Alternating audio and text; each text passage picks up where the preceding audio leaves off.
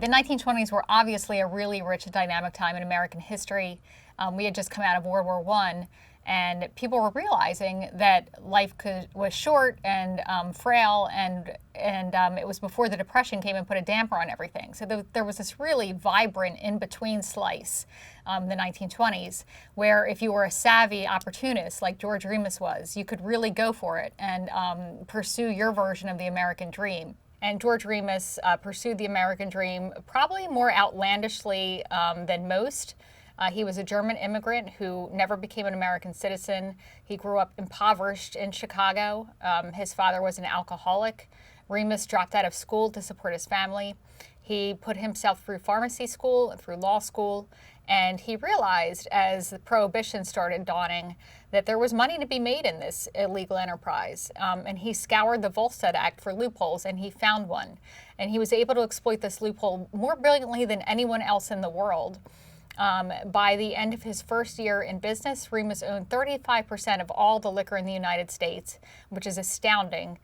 He made about $40 million, and that's not adjusted for inflation, $40 million in the span of just 2 years, and was undoubtedly one of the richest men in the United States. Early profilers and newspapers called him the Rockefeller of bootlegging.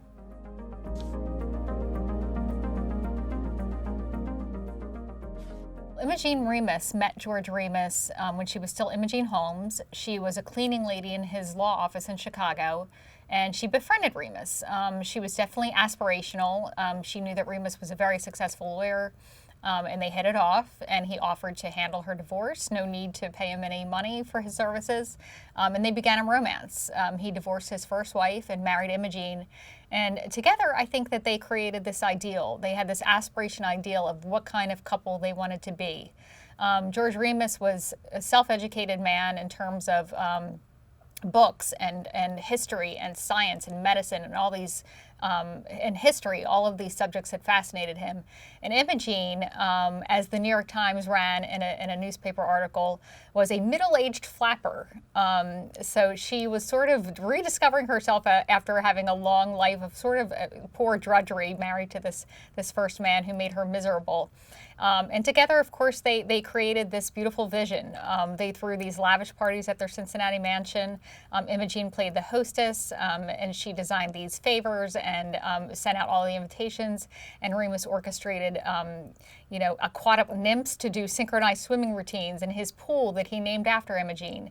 And their stories were so intertwined, and their dreams were so intertwined, so that when she started betraying him with the very federal agent who put him in jail, I think it was just devastating on so many levels for George Remus, and contributed to what came next.